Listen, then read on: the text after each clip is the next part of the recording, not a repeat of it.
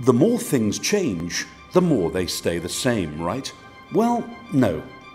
You see, your parents taught you that.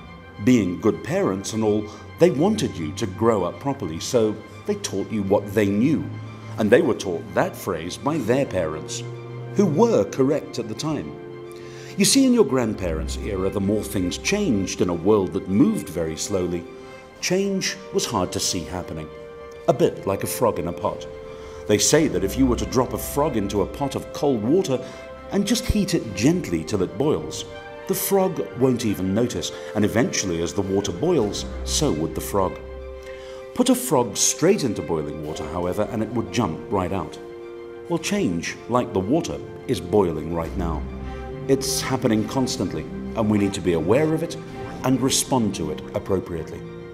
Change in our lifetime has moved very rapidly indeed, largely thanks to the 5 driving modern forces of change. That's computing, communication, connectivity, collaboration, and convergence.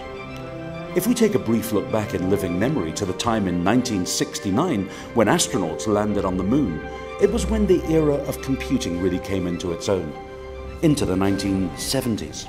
In fact, back in July '69, one of the most advanced computer systems in the world was installed by IBM at Mission Control at Cape Canaveral.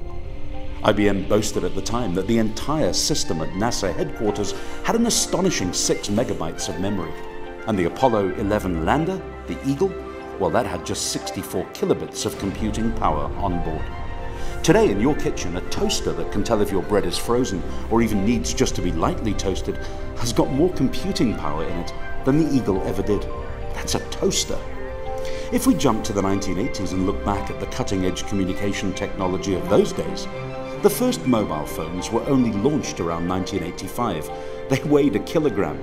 They had a talk time of just 30 minutes, and they needed 10 hours to charge. There were only 5 million of them in the world by the end of the 1980s. And today, well, there's just over 7 billion mobiles in the world. And new ones entering the marketplace? How's this? 5 million a day. That's what gets sold every day, right now.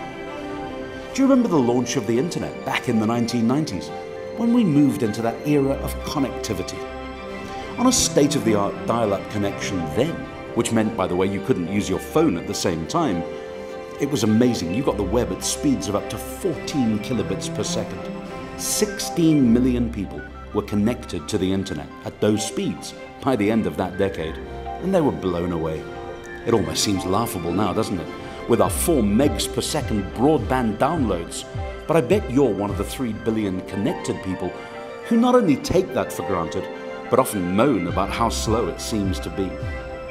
The new decade of the 2000s saw the emergence of social media, and the era of collaboration was upon us. Social media was a phenomenon of that time, and although MySpace was first out of the blocks, it was Facebook that came to dominate the platforms. 100 million people were connected to it by 2005. Well, today there's nearly 2 billion of us using social media, and all of us collaborate and Google the planet seemingly constantly and completely. Everything today is now right where you are, across all platforms. Someone senior at Google recently said this: innovation that used to take a generation now just happens in weeks or months.